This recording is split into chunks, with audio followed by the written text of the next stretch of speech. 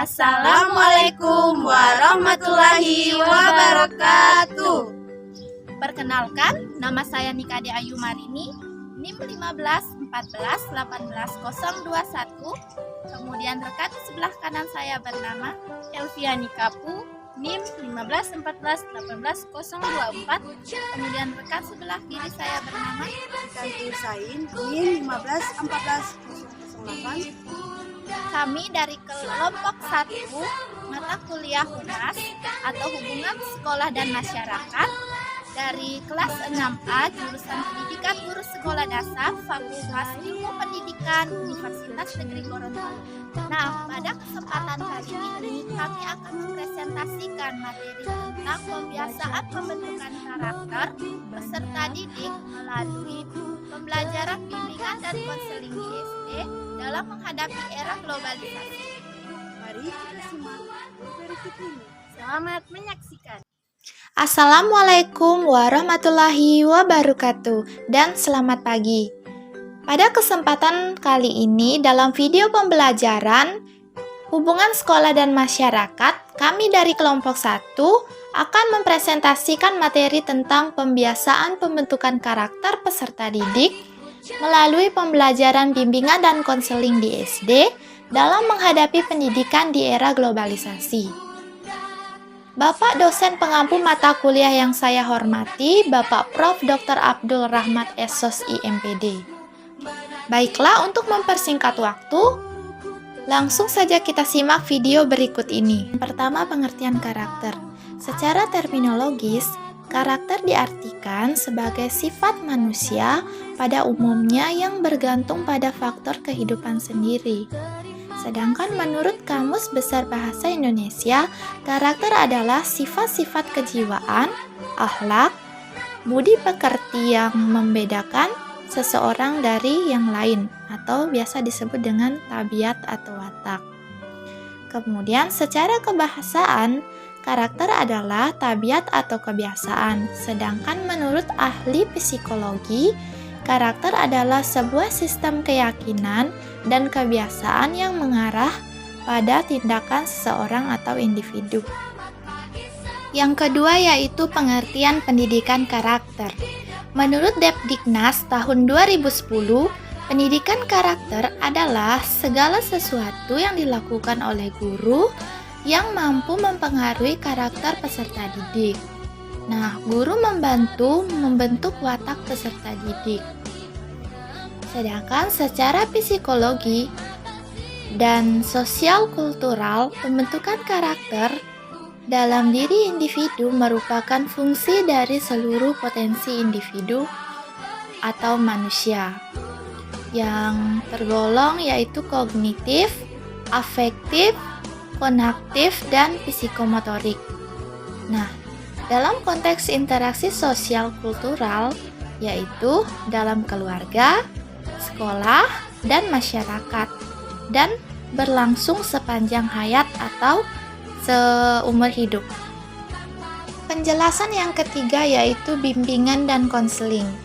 Nah, bimbingan merupakan bantuan yang diberikan kepada individu dari seorang ahli. Sedangkan konseling merupakan rangkaian pertemuan antara konselor dengan klien. Jadi, bimbingan dan konseling adalah proses interaksi antara konselor dan konseli, baik secara langsung maupun tidak langsung, dalam rangka untuk membantu konseli agar dapat mengembangkan potensi dirinya ataupun memecahkan permasalahan yang dialami.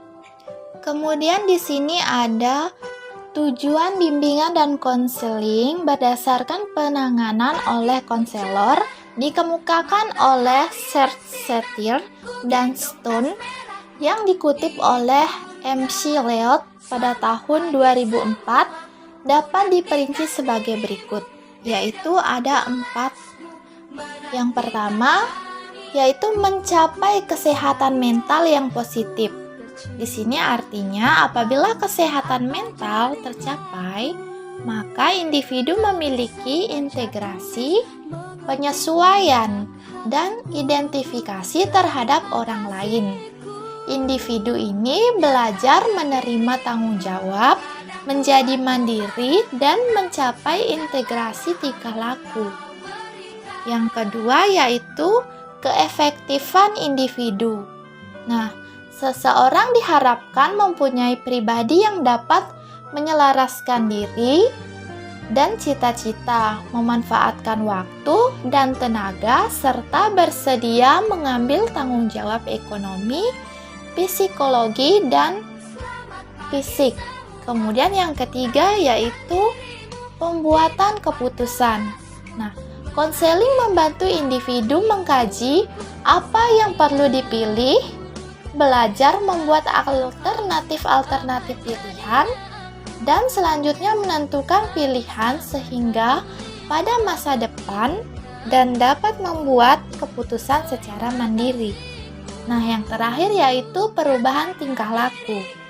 Berdasarkan pemaparan di atas, dapat disimpulkan bahwa bimbingan konseling adalah pelayanan bantuan untuk peserta didik, baik individu ataupun kelompok, agar mandiri dan berkembang secara optimal dalam hubungan pribadi, sosial, belajarnya, karir, dan melalui berbagai jenis layanan dan kegiatan pendukung atas dasar norma-norma yang berlaku. Dengan demikian, setiap bimbingan itu pasti konseling dan setiap konseling belum tentu bimbingan. Demikianlah materi dari saya, selanjutnya akan dilanjutkan oleh pemateri kedua yaitu Elviani Kapu. Assalamualaikum warahmatullahi wabarakatuh. Terima kasih atas kesempatannya.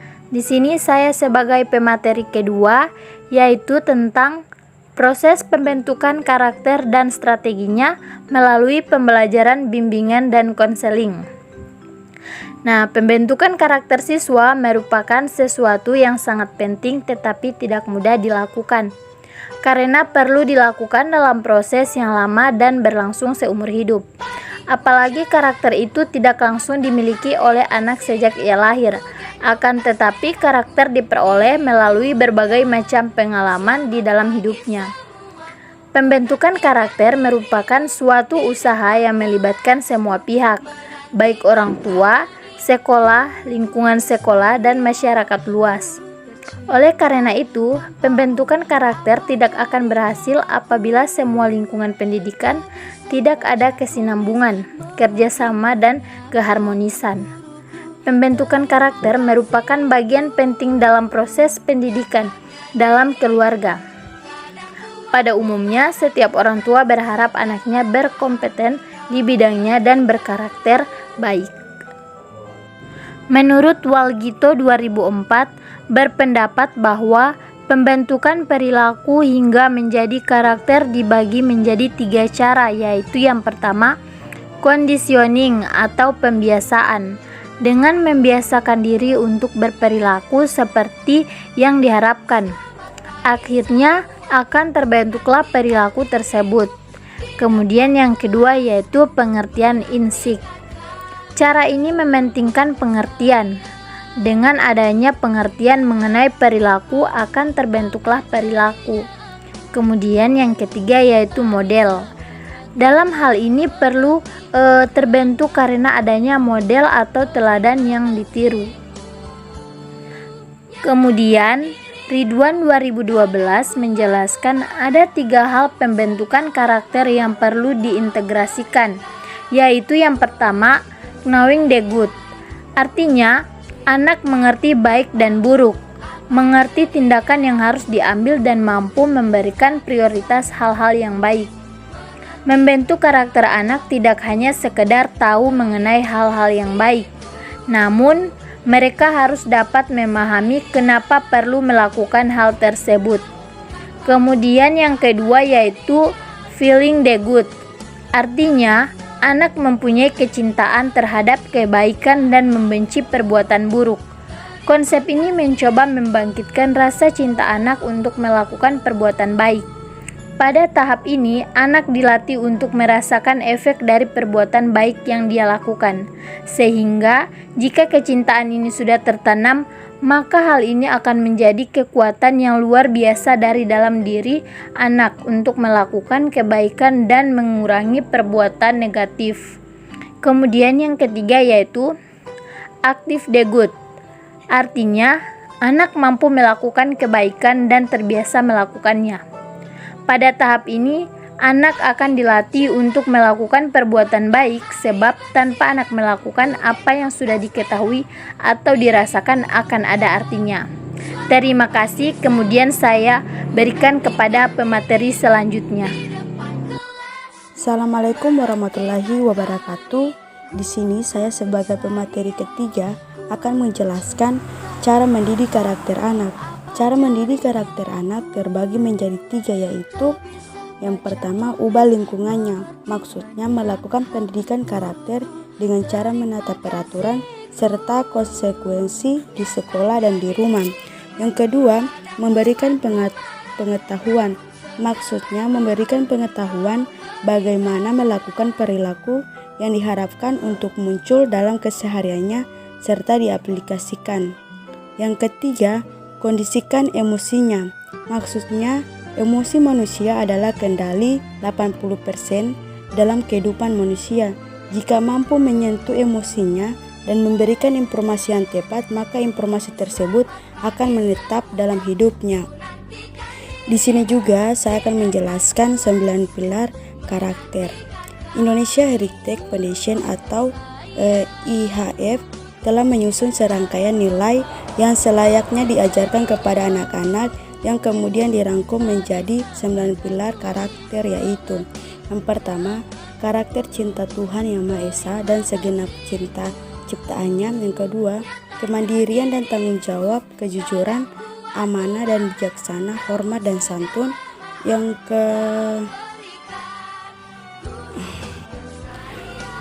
ketiga yakni kejujuran, amanah dan bijaksana. Yang keempat, hormat dan santun. Yang kelima, dermawan, suka menolong dan gotong royong. Yang keenam, percaya diri, kreatif dan pekerja keras. Yang ketujuh, kepemimpinan dan keadilan. Yang ke-8, baik dan rendah hati. Yang ke-9, toleransi, kedamaian dan kesatuan. Di sini juga saya akan menjelaskan tujuan pendidikan karakter dalam menghadapi era globalisasi. Di sini saya akan menjelaskan yang pertama tentang globalisasi. Globalisasi adalah suatu fenomena khusus dalam peradaban manusia yang bergerak terus dalam masyarakat global dan merupakan bagian dari proses manusia global itu.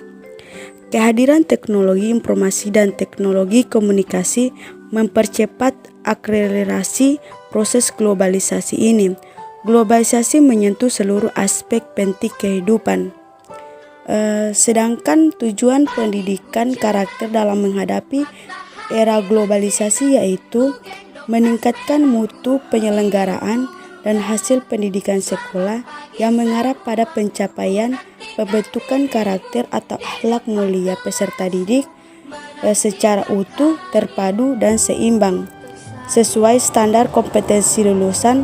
Melalui pendidikan karakter yang diharapkan peserta didik mampu secara mandiri meningkatkan dan menggunakan pengetahuannya, mengkaji dan menginternalisasi serta mempersosialisasi nilai-nilai karakter dan akhlak mulia sehingga terwujud dalam perilaku sehari-hari. Itulah materi yang dapat saya sampaikan. Lebih dan kurangnya saya mohon maaf. Saya kembalikan kepada moderator. Dari penjelasan kelompok kami, dapat disimpulkan bahwa pendidikan dan pembelajaran di sekolah memiliki keterkaitan erat dengan era globalisasi, di mana era globalisasi membawa banyak perubahan kehidupan masyarakat. Dengan berkembangnya alat komunikasi digital yang dilengkapi dengan internet, cara hidup, gaya hidup, dan berkehidupan manusia berubah pesat dalam waktu yang sangat cepat. Nah, makalah ini ditulis untuk memberikan gambaran mengenai pentingnya pembiasaan pembentukan karakter melalui pembelajaran bimbingan dan konseling dalam dunia pendidikan untuk menghadapi era globalisasi. Salah satu komponen penting dalam dunia pendidikan adalah adanya layanan bimbingan dan konseling yang bertujuan untuk mengembangkan karakter peserta didik. Kemudian, di sekolah, fungsinya dari layanan bimbingan dan konseling adalah pemahaman, pencegahan, pengembangan, dan pengentasan. Dengan demikian, orang tua mampu memberi edukasi kepada anak ketika di rumah, dan anak pun bisa menggunakan secara bijak teknologi yang berkembang saat ini untuk hal-hal positif sebagai pembiasaan pendidikan karakter di masa sekarang ini. Demikianlah presentasi dari kelompok kami. Lebih dan kurangnya kami mohon maaf. Wassalamualaikum warahmatullahi wabarakatuh. Terima kasih sudah menyaksikan video pembelajaran dari kelompok 1. Jangan lupa like, komen, dan subscribe.